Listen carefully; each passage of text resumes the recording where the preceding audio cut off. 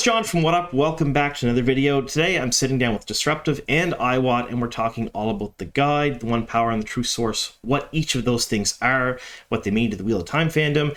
And I've taken a ton of your questions from X, as well as some other sources. People have emailed me a few questions and whatnot here and there. I can't ask them all, but I've interspersed those with some of my own questions that we have about the service and what's upcoming for Wheel of Time. So I'll be asking those during the interview today. But thank you first for joining me today. I really appreciate it, folks. I'm super excited about this. Anything Wheel of Time related is good in my books, and getting new things like this is absolutely awesome. So if you want to introduce yourselves just a little bit, tell us a bit about your company and what it does and how things work, that would be great. Great. Nathaniel Hunter, CEO, founder and CEO of Disruptive, and we are a AI solutions company working in the technology space, specifically across multiple different verticals. Entertainment and IP is definitely one of the primary focuses. And I'm Joe Pfeffer, and I'm the Chief Strategy Officer for Disruptive, working closely with Nathaniel on all that he's mentioned. And I mostly do a lot of the ideation and the creative sculpting of what we make. All right, very cool. And we know Larry. Larry's been on the channel before. He's with iWatt, involved with the show and all things Wheel of Time as well. First question I want to get out of the way for both Joe and Nathaniel. Larry, this isn't so much a question for you because we know, but are any of you Wheel of Time fans? That would be putting it, I've read, I mean, that's putting it lightly. I have been a massive fantasy and Dungeons & Dragons fan since the earliest age of reading. And once I found Wheel of Time, it quickly became the penultimate, if you want to use that word, series, right? I've read the series multiple times over, and it's easily my #1 series on the planet. Awesome. So, with you, Joe, have you read the books before? Yeah. Were you aware? I have of not read the books. Okay. I'm onboarding myself, but definitely from the very beginnings of all the Tolkien, Dungeons & Dragons, Lord of the Rings, and all the rest of it. So I'm definitely in the mindset. Yeah. Okay, so Nathaniel, you said you've loved Wheel of Time for a while. So typically Wheel of Time fans gravitate towards love of material and projects. So it's seen in the show, there's a lot of care taken towards characterizations and how things are treated. Is that something you're going to kind of incorporate into the One Power and the Guide project, where a lot of like love of the series is put into it? Oh, most definitely. And my background, I used to work for Disney and directly for George Lucas. And so I was in film for many, many years, and, Star Wars and every type of fantasy and sci-fi genre you can imagine. And so, as a diehard fan, I have also being in the industry, there's always that balance of taking something that is tried and true into the source material, and then also adapting it for changing audience, right? Over decades of time, and adapting it also to the medium itself. Everyone wants to see like a film that is exactly like a book, but that would literally be an impossible film unless it was, 37 hours long or something. So, finding those areas where you try to keep it as true to source as possible, and each medium has its own unique thing, which I personally think makes the IP that much stronger, because it grabs more attention from different people who might not have been into the books, because it is very engrossing, enveloping, but not everyone's a big book reader, and so finding those happy mediums of telling the story, translating it into that medium while still keeping the heart and soul of the IP alive, I think is paramount to everything that we do. John, after a lot of years, I mean, we basically, years ago, you remember, we entered into an agreement with Universal, and we ended up kind of having to sit on the sidelines where they had 7 years to try to get the movie out. And it was a very frustrating time for us. And now that we got our rights back, we've been able to really start moving forward with all these projects we've wanted to do for so long. Our goal is everybody's not a book reader. We love the books. The books will always be there. but we wanted to extend the brand into new areas. That's why we're working on an animated project aimed at a younger audience. That's why we're doing a live action movie. That's going to be absolutely a kick-ass sci-fi adventure in the Age of Legends. That's why we're working on games. And today we're talking about an AI service that's going to expand the Wheel of Time brand to a lot of people that will look at the Wheel of Time in an entirely new way. Just as a TV show has brought a lot of first-time readers to the series, we believe that we're going to be able to bring a lot of people into the Wheel of Time family. A lot of people reading the books get lost. They can't remember where people are and they have to keep flipping back to the map, or they can't remember the three oaths, or they can't remember who a particular character is. A service like what we're providing here through OnePower will be the ideal companion and guide as you're reading through volume after volume. And it will do a lot more. Okay. That sounds awesome. That actually that's a really good segue to my next question. So a lot of people have questions about what the guide is. So there's been some information out there, but it didn't really do justice to describing what the service was or what the app was. So if you could walk us through a typical use case of using the guide, so starting right from opening the app, what you could do with it. Oh boy! Yeah, this is where it's probably going to get long, like the long answers. But I think it would be great just to hear like what the app does. So you have your phone, you click it open, and then what does it offer? You have your phone, you click it open, and in the initial versions of the app, you'll be able to communicate essentially back and forth with the series to not just ask questions and to have that communication back and forth in terms of asking, much like you would with Google, but also the expansiveness of, getting into more of the characters. Like, why did Moraine do this? Why is Perrin going through all? And again, I want to be careful about putting any spoilers for those people who are, to the channel, but don't, but yeah, very good. Why did he feel this way? Why did he say a certain thing? Mm-hmm. And not all of that is all written, but with the AI system being trained and refined on so much of the series and even the non-series stuff that is, beyond the books themselves, all of writer's notes and everything else that exists out there that maybe fans have never seen before, having those inflections of being able to add little touches of insight that a fan might not have had before. But even coming into the world and getting into the creative side of, what was it like during this period of time when this great battle was happening? What was the rest of the world going through during that period, right? And even delving into some of these different areas that true fans might actually want to really dive into and adjust. And then beyond that, I think the interesting part is seeing it from the different perspectives. So seeing it from perspectives of real characters that are in the world, as well as what we would call kind of, archetypes. So from the red Aja, or from the blue Aja, or from the black Aja, the white, or from an Ogier, right? That is there to facilitate the historical side of it. And each one has their own perspective, right? So it actually takes on an entirely new bent, whereas you're reading it as a reader and you have your own perspective because you fall in love with this character or that character or a certain part of the series.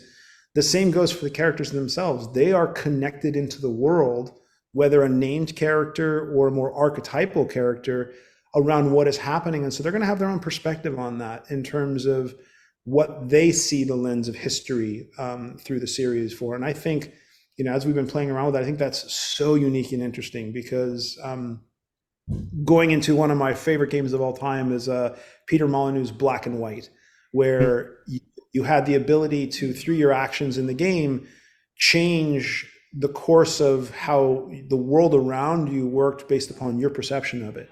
And it's the same thing here, where communicating back and forth with different characters to learn about the world from different perspectives opens up the series in a whole new world, in a whole new way that you might not have been able to get through by just reading the book yourself, right? Or seeing the TV show. Okay, so one of the aspects, I'm just make sure I get this correct, is so you're reading the book, you have a question about something, you're not quite sure, you want to remember, you can ask a question, much like you would ask Siri or Alexa or Google, if you're going to type it into Google, and you can either have it answered just from the AI itself or from the point of view of a character or an archetype type thing. Exactly. Yeah. Every character's point of view and they would be different based on the point of views and okay, all right. You know what? It's probably a good time now to say that everybody watching this video ought to look down below, because I'm sure John is going to post a link to a video that we are just releasing today. They say a picture is worth 1,000 words. Yes. Well, the video ought to be worth the entire Wheel of Time volumes. So take a look, and it will tell you a lot about what the One Power will be able to do for you. Yeah. So again, down below in the description box, link to that. It's a promotional video for the One Power. It's a little over, I think, 2 or 3 minutes ish or so. It explains what the One Power service is and how it works with the app and some of the things you'll be able to do. So yeah, there's the application itself, right? And then there's the application and there's a service, which are 2 separate things. Yes. The application is a more consumer oriented. You can communicate back and forth with different characters, ask questions, there's quizzes, a bunch of different functionality that we're going to be releasing throughout the remainder of this year and into 25. That will also then tap into the entirety of the universe of the wheel, right? So as the television show, as the animated series, as the Age of Legends movie, as the video games, like each one of those things that comes out adds to the canon. Takes beyond what Robert Jordan started to put down as pen to paper and continues to expand that world. And much of that is going to be something that, there's like any of the big series, like the big franchises, it's hard to encapsulate it all. And then you have to figure out where things fit and all of that sort of stuff. And that's really, I think, the most interesting part of all of this is the ability to, as a true fan myself, wonder about different parts of these storylines, how they fit together, why they were done this way, and even, to a certain extent, even tap into future interviews with, stuff that might have been recorded from Robert or his wife or multiple others, right, that are part of all this world, and be able to add that inflection that I think is missing right now. To expand on what Nathaniel's describing too. So the use of the technology and the vast knowledge that this has is going far beyond just simply like an Alexa, ask a question and get it answered. That's really what we're building here is a fandom. We're building a place for fans to have an experience. And it starts, of course, with a guide that is answering questions and providing knowledge and providing points of view, but it's a very open-ended experience as well. And then, as you'll see in the video that we just mentioned to go see, we're making use of imagery, we're making use of interaction, all sorts of, we're gamifying it in different ways as we build this further. Wait, so exactly. So I'll just add. Oh, I'm sorry, a little bit of overlap. This isn't a substitute for watching the TV show or reading the books. But if you want to know what's different between them, as an example, if you want to know how does Perrin's arc in the books differ from the show, the fact that he's married in the show, yet far from that, as a single man growing up in the Two Rivers, the AI can talk about the differences, and it can also adjust its responses to you based on how far you've read or what is age appropriate for you. So it's not just one size fits all. The whole point here is that this is this wealth of information that's adapted to your unique interests and needs.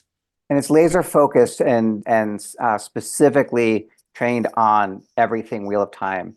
And a great example of where you can go with that is not only just ask factual things, but what would have happened if? And as you go there, you're going down a whole new experience for a fan that our technology can take you down. Okay, so I want to make sure that everyone watches the video understands that there's been three phrases put out there: True Source, One Power, and the Guide. True Source is the overarching company between the partnership between you folks that's kind of putting this out. One Power is the AI service and other services integrated to it, and the Guide will be the initial app where you can ask questions and ask what ifs and has all the other integrations that are in the video that is down below if you folks at home want to watch it, which includes chat features and games and abilities. I think at one point or another said to upload your cosplay, things of that nature. So that's the three of them. That was one of the questions that I had here from the fans. What do they mean? Because they were unsure what the three of them meant. So that's I did get that correct. Yeah, Okay, that's perfect. correct. All right. So now we're going to get into maybe a couple of uncomfortable questions for tech people that work in AI. A lot of people in the real-time fandom are creatives. I myself have a lot of people in the family that work in the entertainment industry. They're writers. They are actors. They work in music. They're artists. They do a lot of things, and especially the SAG-AFTRA strikes and the talk of AI taking over from creatives in some aspects, that's what seems to be concerning a lot of the fandom. So the first question I'll ask about the AI itself is, was this something you created from scratch, or was it built on an existing model? So did you take something like ChatGPT or the other models that are out there now and kind of mold and focus them into what the One Power would be and then feed it the learning materials, or was it something that you built on your own? That's a more techie question, I guess, for somebody at home. And it's a good question. The magical system, which is our multimodal artificial general intelligence controller for all languages, was built to encapsulate all AI. And we built it for a very specific reason, which is to be an ethical, moderated, guardrail AI system. So we have dozens of layers of moderation and ethical stopgaps before it even touches an actual AI system to give any sort of feedback on the IP. And so what happens is it helps to create an ecosystem of trust, as well as information back and forth that is validated, protected, age appropriate, and will not go into toxic behavior or hate speech or any of these types of things that potentially, other AI systems can be essentially jailbroken. Ours has the ability to not be jailbroken because we encapsulate it within human moderated. And that's a very important concept right here. This is a human moderated based system where we as humans control what the AI can and cannot say based upon our guidelines, right? And in terms of what LLMs, et cetera, we use them all. And we use the ones that we justify for different reasons, for different questions and answers. Some are better than others at certain things. We use OpenAI, we use Llama, we use Anthropic, we use Google, we use Stability, we use 11 Labs, other deep partners of ours. And we did that for a reason because, as AI systems continue to evolve, they are becoming more and more complex. And every day, as everyone knows, new ones are cropping up. And so the brain itself is being completely trained and refined on the data from the series, as well as expanded from the fandom and everything else. So it has the ability to continue to grow. And so, it's hard to answer exactly which one because it really depends in terms of the question you ask. So yeah, and I go totally fair. And I go farther. My partner and I, Rick and I, in our businesses, we're signatories to the minimum basic agreement. We do work. We kind of work with the guild. We hire writers, and we're very much supportive of the new agreement that was put in place. Writers should well be compensated. This is separate, distinct. Without taking away opportunities for writers, this is kind of the democratization of the Wheel of Time. It brings it down to a point where anybody can access it, anybody can ask information, can learn, can be entertained, without having to go through a studio and spend millions of dollars on developing their own show. It's just something private. It's personal. This is really show for one person, right? Something that is unique to your own interests. That maybe nobody else in the world would ever care to hear and learn what you're so interested about, in whether it be in the Two Rivers or the Aiel Waste. So this isn't really taking away opportunities for big studios or small individual freelance writers. This is creating a new opportunity entirely. I got trained on Photoshop by John Knoll at like Photoshop 0.9 back when it first came out. And that was kind of like my introduction into the entertainment industry. And I was in the film industry for almost 3 decades, working on dozens of films, video games, before I shifted over to technology in the Bay Area for close to 30 years. And this is the same, AI is in the same space right now that the internet was when it first started. It's in the same space when, and the best way to position it here for this conversation, I think, is for the entertainment industry is, it's the same space as when we had digital cameras for the first time and we didn't have to use celluloid anymore. And it's going to destroy film because film is film and it'll, digital will never capture the look of film. And we're in that same space with AI. Look, it's just a technology. That's all it is. Yeah. Everything that is around us, the chairs we're sitting in, the clothes that were on us, that's all tech that at some point was so crazy insane that people are like, oh my God, you're wearing like these clothes that aren't a certain type, like that's heresy, right? And AI is in that same space right now where there's going to be a lot of people to use it for nefarious reasons, right? And a lot of people are going to use it for financial gain, even though it might not be ethical. And as creators, we Joe and I and Larry, we've been in the entertainment industry almost our entire lives. And I've been an animator, an artist, a comic book owner, like comic book shop owner, comic book artist. And we're deeply passionate about not displacing creativity, but enhancing it, giving it a superpower. Just like when I went from, oh my God, a colored pencil to Photoshop, my mind was blown. The things that I could do, this is incredible. And to Larry's point, you see stuff like Sora that just came out literally the day we announced the One Power last week. And you have these new technologies that give ultimate creative freedom to human beings. Now, some are going to use it and displace things that are, probably not the best way to use it. We're very much focused on the ethical use of artificial intelligence. How do we enhance things?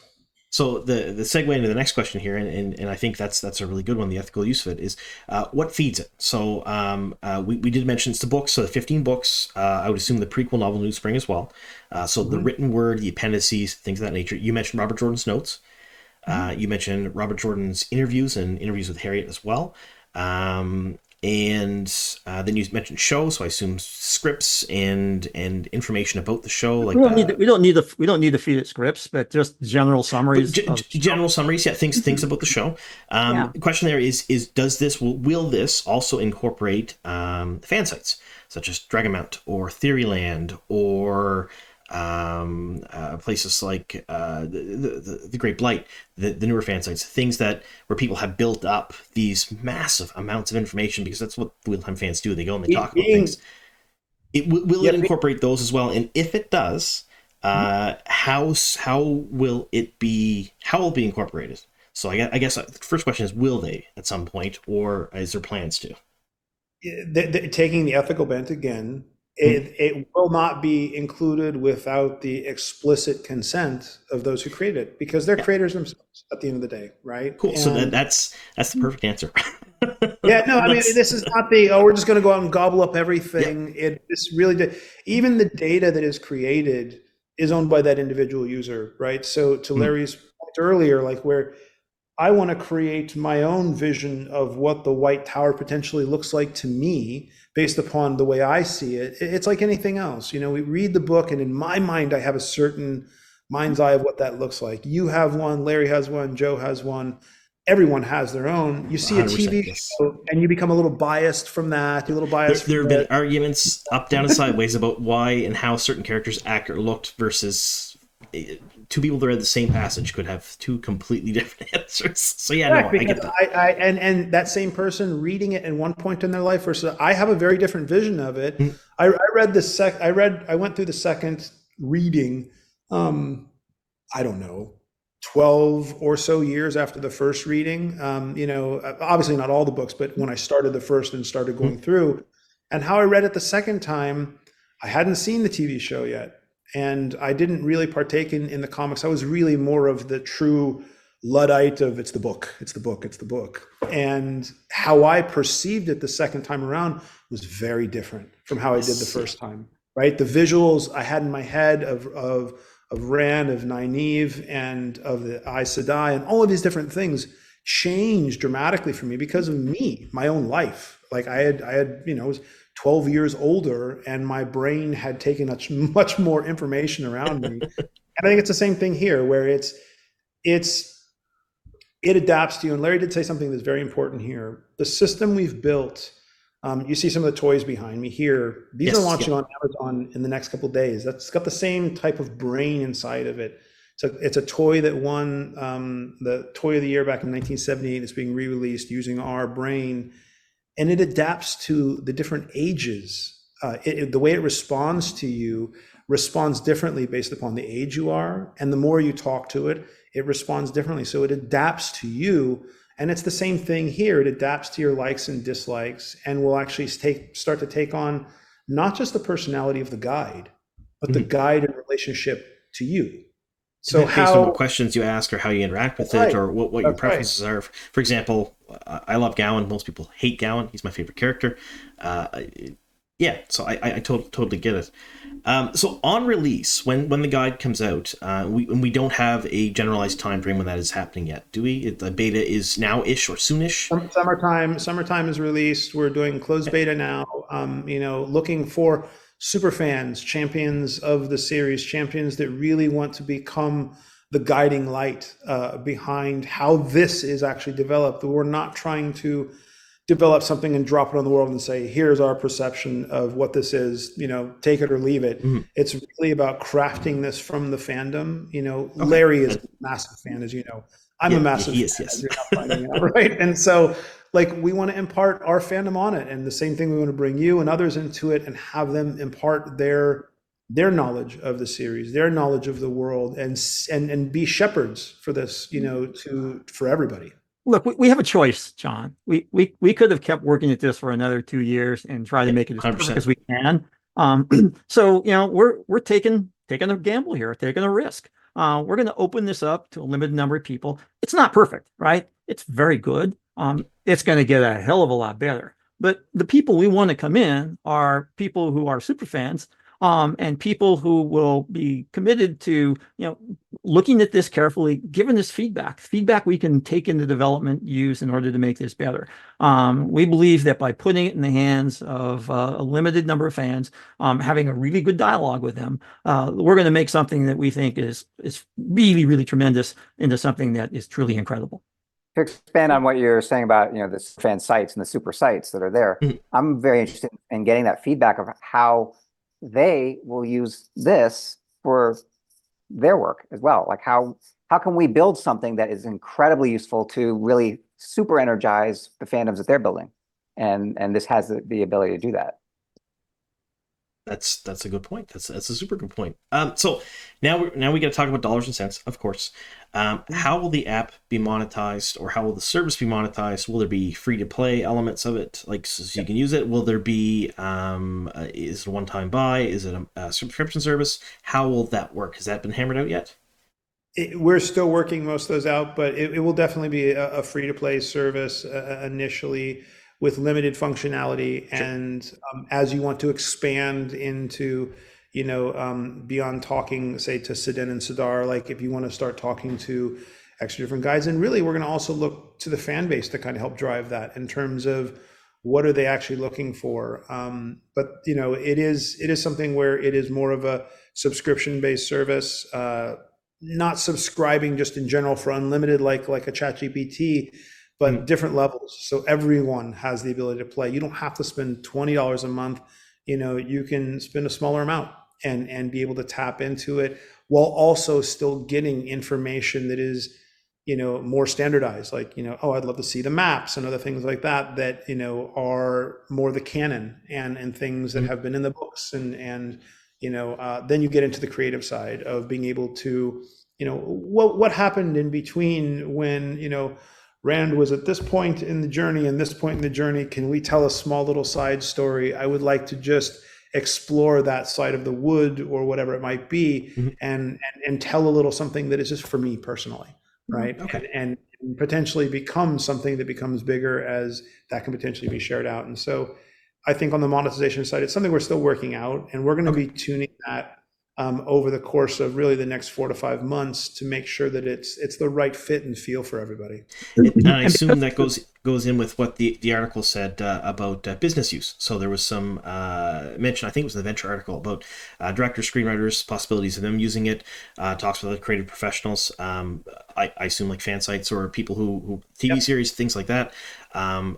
So they would probably have different levels where they would need a higher functionality to be able to do the things that they wanted with it, to get the answers and the information in a certain format or certain way. Yeah, we have time out. I love Sarah Nakamura to death. And Sarah, nothing here is going to endanger your job. You were far too valuable, and we could not make our TV show without you. That was my next question. Think of it like this. He knows that. Think of it like this. It's I've been on set, Larry's been on set, I know Joe's been on set many times, and just asking questions without having to go, okay, hold on, let me go get book 9 and find that passage. Hold on, just give me half an hour to find that thing of what was said here. So one, like an encyclopedia of knowledge of the entirety of this universe, right?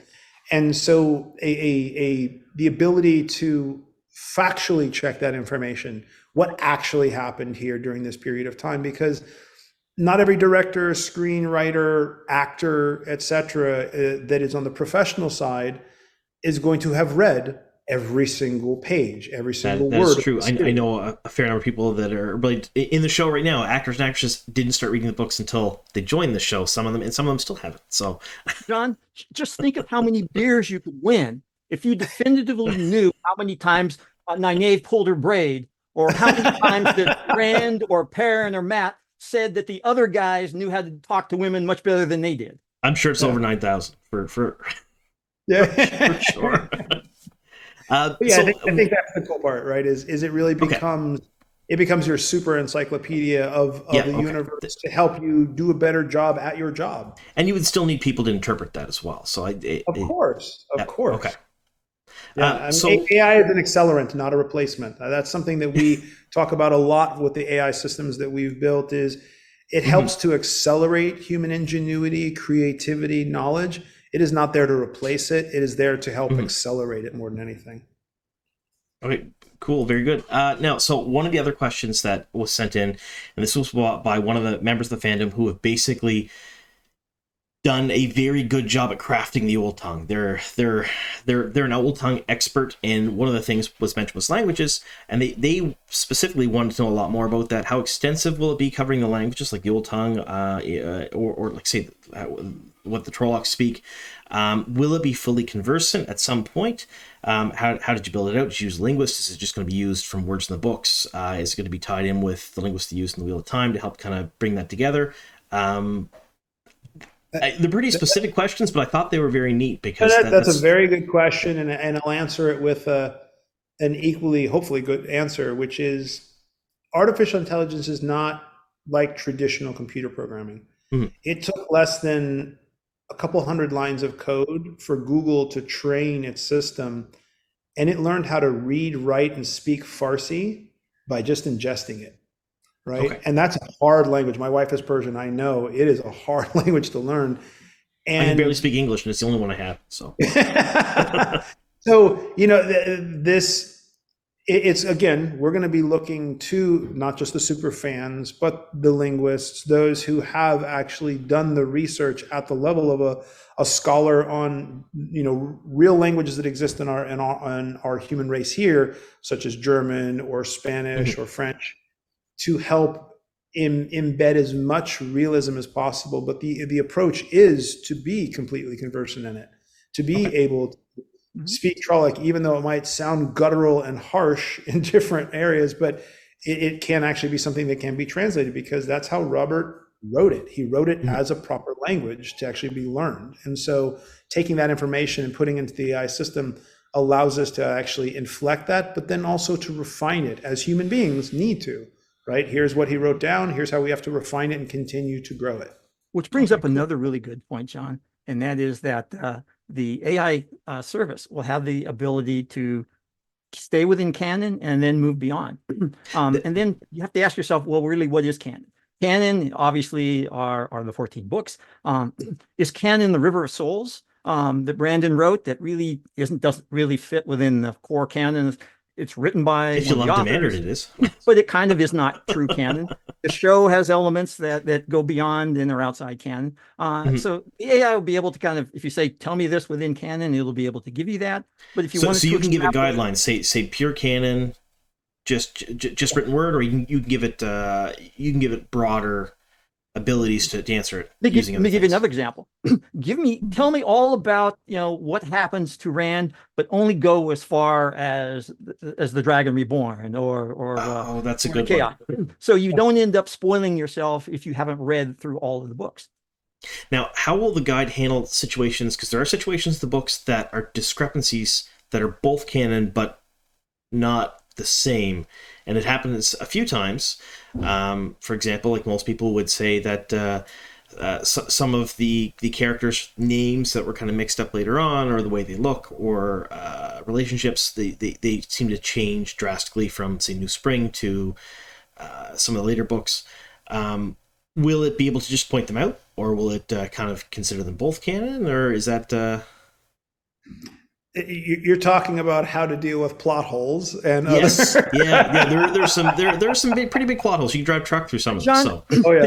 today on this video, we're introducing a brand new phrase into the Wheel of Time fandom, and it's BAFO. It's beta and find out. There are questions you're asking that, frankly, the smartest people in terms of our group have not actually even gotten to yet. Yeah. People working on the beta are going to ask these tough questions and give us the okay, ability very to good. hear good answers. So BAFO to that. All right, sounds good. And one of the last questions I want to ask, and it was asked to me in many different forms and ways, is artwork. How will the artwork be generated for the guide? And will you have artwork that is totally AI related to the books? Will you have artwork that made by real people as well? How is that going to be handled as far as this product goes? The same as I've mentioned, everything for us is hybrid, right? AI is nothing without human generated content. And AI that is just trained on itself, for those who know anything about AI, it only takes about 3 epochs of AI that's trained on just AI to essentially collapse in on itself and become a chaotic mess. I think It's we all seen the still- Will Smith eating spaghetti videos. It's not great. Yes, yes. Like, yeah. Most disturbing and yet engaging thing you've ever seen at the same time. The human element is so important to us because it becomes what is, look, when we look to create a new story, we don't do it in a vacuum as a human being. We take all of the things that we've seen. I might have seen a movie the night before, and it's going to influence how I write that story or draw that story, or draw that picture out. And it's the same thing here. It becomes an influence, but at the end of the day, it's the human being. It's the human element of it. And I think that's what a lot of people miss on the AI side in general, is the human element is actually going to become the most valuable element in a world of AI as we continue to grow this. The human input is going to be more valuable than it's ever been before, right? And so that kind of leads into the beta, asking for people from the fandom, super fans, or people who have questions, or even people that have little to nothing to know about AI but know the books real well to get into the beta. So I believe in that video is it an email address or a link in the video where you can apply to sign up for the beta? The onepower.ai, and you can go right now and sign up for it. And we're being highly selective, so it's not just, oh, here's my name and all the stuff. It also, there's a required field. Why do you feel that you would be a good fit for this beta? We don't want passive, bystanders in building this. We want people who are passionate about the IP, people who really want to see it thrive and grow, and have that human element be such an important and integral part. And so I think that's the leading, when Larry and Rick sat down with us, that was the number one thing, right? Like, this cannot be just another whatever it generates. This has to be led by human beings who love the series, who are part of it, who want to see it grow and to become something even bigger than it is today. And not just in the canon that's written about, or the canon that is put onto celluloid or into games, but also the up and coming fandom, the canon that fans themselves create, and where does that go? And so that's, I think, the exciting part, is to see just how invested, people like yourself, myself, Larry, Joe, soon enough, I'm sure, as I know Joe's brain, as he starts to really get into it, he won't be able to put it down, and he'll curse us for forever for adding one more thing to his never-ending time. But that's, I think, the coolest part about this for me as a true fan, is to see just the expansiveness of what this can become, where the world becomes even more thriving. I've always wanted to see it become something that rivaled those that just put way more into their merchandise and way more into their content, is to see the Wheel of Time get its day to become the IP that I know everyone who's a super fan knows it can become.